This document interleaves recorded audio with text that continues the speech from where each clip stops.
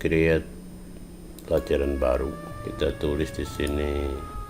Oke, kita isi tagnya. Oke, lalu kita pilih template-nya yang sudah kita buat. Template.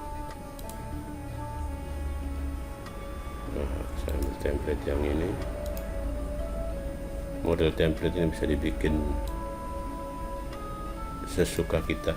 Jadi nanti kita rencana proyeknya sampai 3 untuk 1,5 tahun, mudah-mudahan bisa tercapai. Ini bisa pakai penomoran, menerapkan modeling, kemudian membuat modeling. Ini kita copy saja dari sini. Kita sediakan di lab e-learning. Karakter siswa kita ini ada yang kadang masuk, kadang tidak. Nah itu padahal Revit ini dia harus berurutan. Bagi yang terlambat, silahkan masuk di siswa, sudah disediakan videonya, bisa mengulang ya, sambil lihat video sambil mengerjakan tugasnya. Jadi bisa. Bagi yang punya alat di rumah ya bisa. Nanti kita sediakan e-learning yang online. E-learning online sudah saya siapkan di sini. Ini kita bisa nanti bisa diakses dimanapun ya. Kemudian kita juga udah masukkan di video-video, sudah saya kumpulkan di satu channel ya, sesuai dengan project case-nya ya. Kebetulan kita project case yang rumah tipe 45. Nanti kita juga akan bikin insya Allah yang 2 lantai, kemudian jembatan ya beserta di situ nanti rapnya juga. Harap kita gabung, jadi kolaborasi ini antara konstruksi utilitas gedung, aplikasi perangkat lunak dan interior gedung, kemudian estimasi biaya konstruksi, teknik pengukuran tanah ya. Syukur-syukur juga bisa kita mengajak yang fisika, kimia ya, untuk bisa bergabung dengan proyek ini. Juga bahasa Inggris, bahasa Indonesia ya, karena di estimasi biaya konstruksi juga kita bikin dokumen. Kita juga ada siapkan kelasnya sini, classroom ya. Classroom ini kita isi dengan referensi. Nah, barangkali ada yang kecepatannya lebih ya, bisa masuk di sini. Anggotanya ya siapa saja yang mau belajar Revit.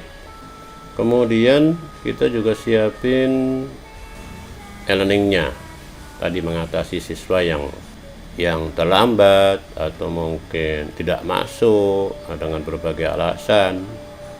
Nah, dia tetap masih bisa mengikuti ya, mandiri, tapi ya mandiri, mengejar ketertinggalannya bila dimungkinkan, yang basis offline.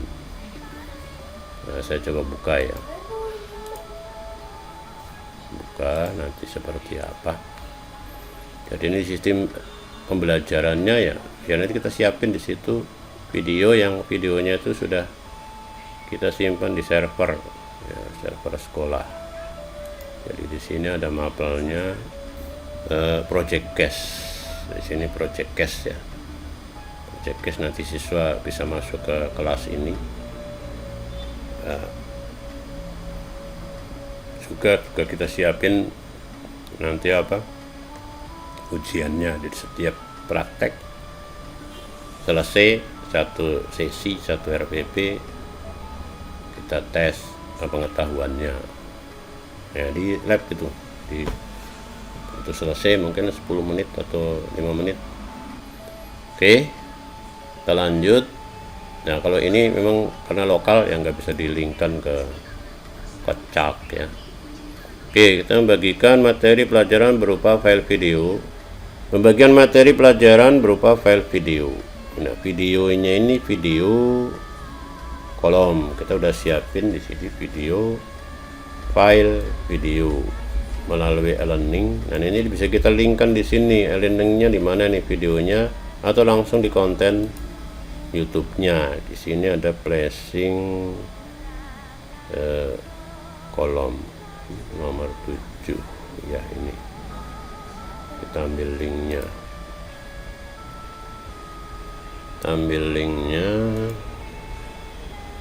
Oke, kita masukkan di sini. Di sini ada insert link. Kemudian kita klik isi linknya, insert. Ya.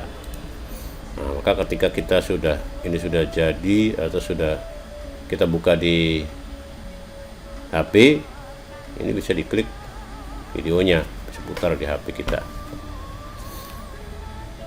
Kita perintahkan juga atau siswa ya di sini untuk bisa melihat dan memahami materi. Dia lihat dulu, bisa sebelum masuk di lab, dia bisa lihat videonya dari rumah. Atau memang kalau nggak punya fasilitas, yaitu keunggulannya ya punya fasilitas, bisa duluan, bisa belajar. Mungkin yang namanya Revit arsitektur ini kan jam terbangnya semakin banyak latihan, maka ya semakin familiar, semakin mampu, ya, semakin ahli. Itu makanya ya sedapat mungkin memang siswa kita mempunyai fasilitas, namun ya keberagaman ini juga kita perlu wadai. Ya. Kemudian siswa juga bisa menanyakan langsung, ya langsung di sini bisa saat pertemuan luring ataupun lewat chat, ya lewat sosial media atau di LMS ya bisa, di LMS Darling atau luring, atau ya bisa memutar ulang. Sebetulnya videonya itu diputar ulang, ya, bisa di sekolah sambil lihat YouTube, sambil praktek. Ya ini tergantung kemauan lah, makanya ya perlu ada motivasi di sekolah. Ini perlu ada motivator yang menggugah semangatnya. Karena ya sekolah SMK ini kan sudah belajar passionnya, ini langsung passion, bukan SMA. SMA masih mungkin mencari nanti di perguruan tinggi Pak mau belajar apa. Nah ini harusnya di SMK ini sudah nggak berangan-angan untuk jurusan lain. Berikutnya adalah mendesain perencanaan proyek. Nah, proyeknya itu ya kita memberikan proyek ini secara global itu rumah, ya toh? Rumah. Tapi dalam membuat rumah itu kan tahap demi tahap. Ya, untuk memudahkan ya tahap demi tahap, berurutan. Ya seperti di dalam Revit ini seperti orang bangun rumah real, ya dari pondasi terus ke atas, nggak bisa dari atas ke bawah. Ya menggambarnya nggak bisa. Jadi guru memberikan file video, ya memberikan berisi file video, ya file video tutorial kita berikan sebelum pembelajaran dimulai, ya dengan LMS online. Jadi kan setiap siswa itu saya masukkan di sini, ya nanti kita lihat berapa siswa yang aktif di situ. Ya, yang tahun-tahun kemarin ya kisaran 10% saja, tapi nggak apa-apa. Itu berarti ya memang yang di segmen itu hanya 10%. Kemudian di sini ya, di YouTube-nya juga. Jadi kalau kita klik sebagai guru atau sebagai pengawas, nanti mau melihat RPP kita, bisa lihat videonya langsung dari HP pengawas sendiri. Ini tutorial bracing kolom, ya, dan referensinya ya, kalau bagi yang semangatnya tinggi, bisa waktunya banyak, ya bisa nanti kita arahkan masuk di sini. kita kasih linknya untuk bisa masuk di kelas. Silahkan bergabung kapan saja, sudah lulus juga masih boleh gabung untuk mengasah, mungkin belajar bersama-sama lah. Saya hanya menyediakan, saya hanya mengkurasi saja, mengumpulkan. 4. Guru memberikan arahan secara langsung ketika luring ya, atau menugaskan siswa untuk melihat ulang video tutorial sambil melakukan tugas prakteknya melalui LMS di lab TPIB, ataupun bisa juga di LMS online ya. Yang ini ya, mereka bisa masuk walaupun di kelas juga bisa masuk di LMS online. Cuma kalau di rumah nggak bisa masuk di LMS yang di offline ya, karena hanya server lokal atau ya di channelnya. Nah, di sini saya bikin channel pembelajaran ya, channelnya ya tentang inilah, tentang tiap pokok bahasan. Bisa juga secara keseluruhan, tapi biar langsung mengarah kita langsung ke pokok bahasannya. Oke, kemudian kita dalam penyampaian ini, dalam project case ini juga kita susun jadwalnya ya, bisa supaya juga ada kepastian. Sebenarnya ya bisa aja namanya kita anukan terserah lah, ini kadang anak-anak ini kalau terserah mengumpulkannya juga ya. Oke.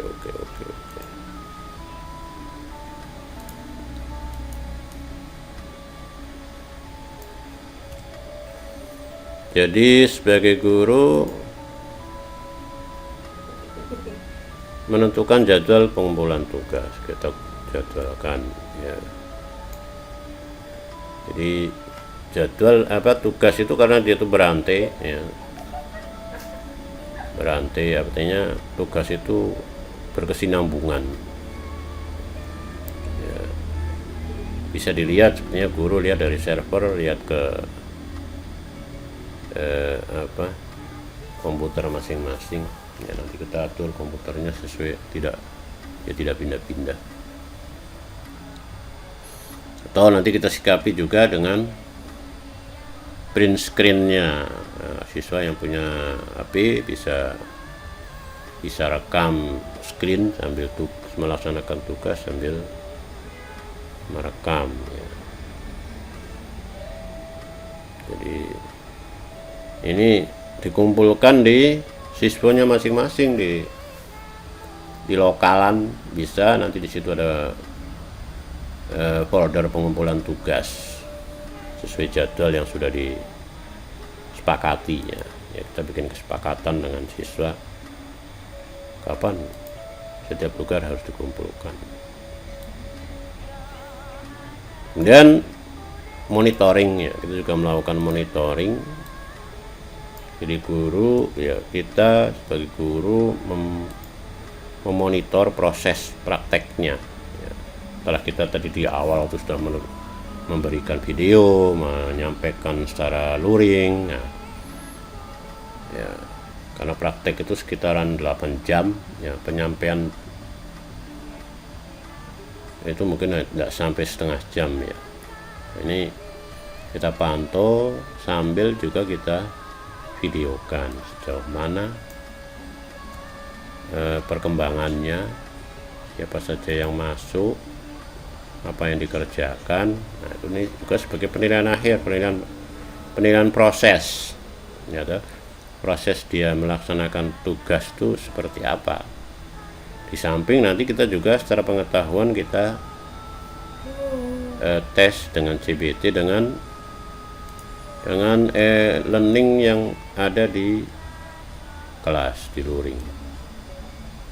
Cuma kita nggak menyelenggarakan CBT daringnya, kita hanya luring ya, karena kapasitas e-learning pribadi ini kecil, sebenarnya bisa sih pakai server sekolah kemudian di online kan ya bisa. Mungkin ke depan kita bisa gunakan itu. Oke, kita penutup, sampai ke penutup ya. Penutupnya ya refleksi lah biasanya ya. Jadi kegiatan penutup ya kita copy saja sesuai dengan ini biar cepat. Ya, saya kira nggak banyak perubahan ya, karena ini masih satu project dan berurutan. Guru memberikan ulasan ya apa yang telah mereka kerjakan, mungkin motivasinya, kendala-kendalanya ya, apa yang dia lakukan di kelas. Kadang ya tergoda dengan HP, bermain. Nah, ini itu termasuk ulasan-ulasan yang perlu kita sampaikan. Siswa juga bisa mengajukan pertanyaan, mungkin ada kesulitan dalam menggunakan siswa, bagaimana menggunakannya. Kemudian guru juga akan menyampaikan materi berikutnya apa. Nah, di sini kita bikin linknya. Materi berikutnya itu di 8 placing kolom. Jadi setelah itu kolom. Nah, kita salin linknya di sini, kita kasihkan linknya. Oke, ini ya nanti tidak ada di di siswanya. Ini kan RPP hanya yang lihat guru, kemudian mungkin pengawas ya, pengawas lihat bisa langsung materi berikutnya apa, atau kita mengingatkan kita juga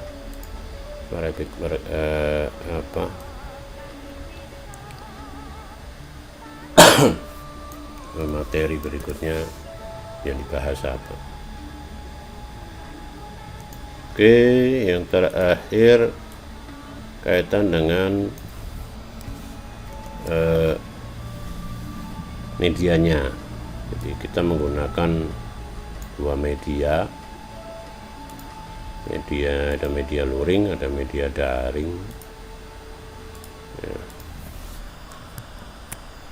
Jadi medianya sudah kita siapin. Yang punya saya sendiri, yang di luar sekolah. Jadi ini kita sudah siapin.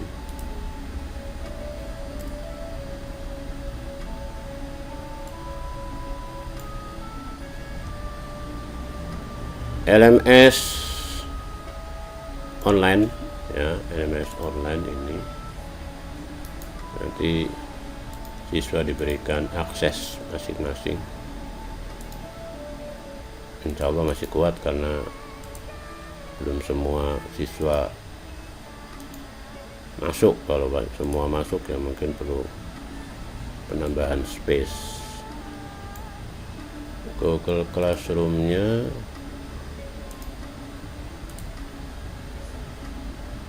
ya, ini ya di banyak tempat, yang penting ada link itu sehingga kita mungkin kalau mau mengklik di mana saja kan bisa. Kita juga siapkan di Google Site-nya, Google Site ya, sebaiknya sih nggak usah print, tapi kalau ya ada yang minta print ya bisa. Alat dan bahan. Jadi alatnya PC grafis, tentunya grafis tuh kelas PC gamer tuh. Kemudian aplikasi atau software Revit arsitektur. Di lab kita pakai yang versi 2021. Yang spek komputernya tidak memenuhi ya bisa diganti, bisa dipakai versi sebelumnya. Kelas ini kita tidak pakai kelas ya, karena ya sesuai dengan kecepatannya. Kelas itu hanya untuk mungkin bagian masuk di lab saja ya. Untuk praktek ini ya siapa cepat dia bisa langsung ke materi berikutnya.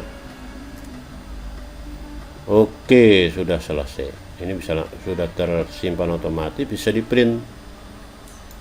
Print bentuk PDF, mau seperti ini nanti penampilannya, atau ini bisa disetting ini marginnya, standarnya apa di sini, hanya title-nya saja kah, atau ya disembunyikan. Nah, ini kalau ini dinampakkan deskripsinya, kemudian tampilannya nanti seperti ini. Nah, hasil yang sudah di print itu nanti yang seperti ini. Ini RPP nya, ini kalau di print 4 lembar ya. Kita mintakan tanda tangan ya, tanda tangannya bisa tanda tangan digital. Oke, saya kira itu yang bisa saya sampaikan. Sampai jumpa di tutorial berikutnya. Assalamualaikum warahmatullahi wabarakatuh.